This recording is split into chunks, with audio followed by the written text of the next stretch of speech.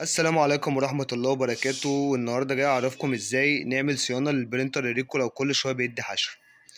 بالنسبة الدرج إن إحنا دلوقتي بيدينا كل شوية حشر في الدرج، كل ما بنيجي نحط ورقة بيدي حشر في الدرج، فإحنا بنطلع بكرة الدرج. نطلع الأول الدرج زي ما حضراتكم شايفين كده.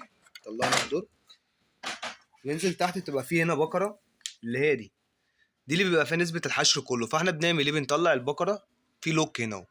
اللوك ده هنشد كده، اللوك ده أهو، هتلاقي البكرة طلعت معاك بكل سهولة. هي البكرة دي بتبقى عليها زي بودرة ورق، فاحنا بيبقى مطلوب مننا ان احنا نمسحوها بأكاي. فدلوقتي انا مثلا صاحب محل ما عنديش أكاي، فببدأ اعمل ايه؟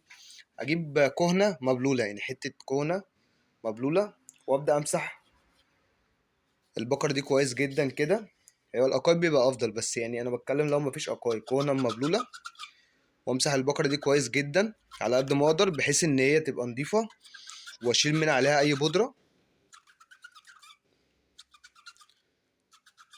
تمام، زي ما حضراتكم شايفين كده انا مسحتها. بنبدأ بقى نرجعها تاني اهي، نحطها زي ما شلناها بالظبط. بنسحب اللوك كده، وهي ليها هنا مسار اهو كده.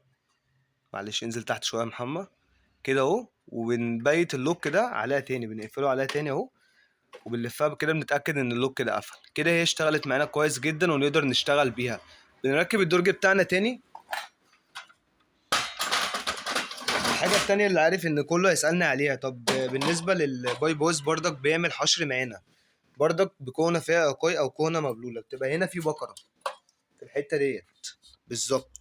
انت يا دوبك اول ما بتحط ايدك كده البقره بتبقى ظاهره معاك، بتحس بيها، وبتلفها لفه كده لفوق، وبتبدا تمسحها تاني وتلف وتمسح تاني، وتلف وتمسح تاني كده. البقره اتمسحت كلها معاك ان شاء الله كده. مفيش حشر. وما تنسوش تعملوا متابعه واشتراك، وشكرا جزيلا لكم.